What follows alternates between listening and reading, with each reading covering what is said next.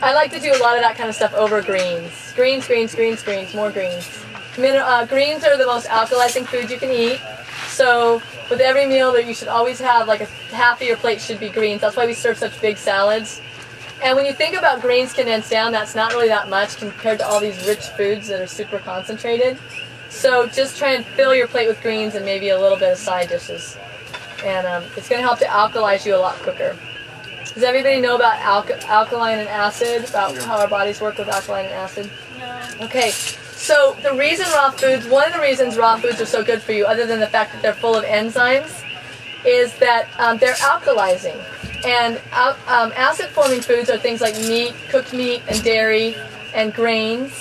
And those cause mucus and acid in the body, and that's why we become ill, because our body is acid. Now our blood pH is 7.4. It will always be 7.4 no matter what.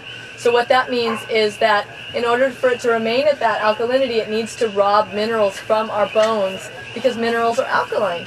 So that's why we get osteoporosis, and that's why we get degenerative diseases, that's why we get tumors, because the body is freaking out trying to keep the blood alkaline. So the best way to keep your body alkaline is green juices, superfoods, greens. And the darker the green, the more mineral-rich. Spinach, kale, anything dark green is going to be really high in minerals. And of course spirulina and all those superfoods are really high in alkalinity.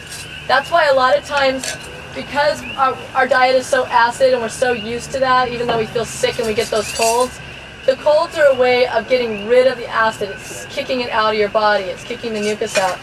And when you go raw, you get feeling sick because your homeostasis gets thrown off. Your body's used to being at like 4.5 versus up at the 7s. So you suddenly throw all this 7.0 alkaline food in and your body's like, whoa! And it also says, it's time to cleanse. Can you eat She's finally feeding me something healthy, I'm going to cleanse. And so you feel sick thinking, oh, maybe raw foods aren't so good for me. That's what's happening, is your body is alkalizing, but it's also getting a little thrown off.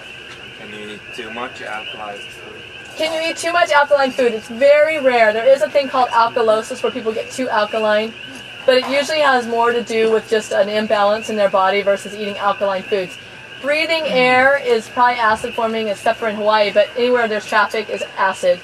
So a lot of the things you do from day to day are acid forming. So eating all the alkaline foods is not going to make you too alkaline. You could just maybe get there too quickly if you get really zealous and go totally like all green. You know, it could be a little too fast, and that could hurt your body if you go too fast.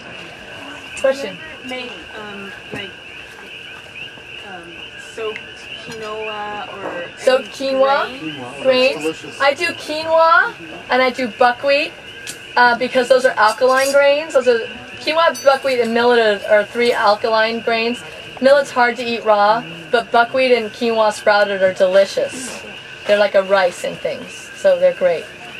Yeah, thanks for asking. Okay, so now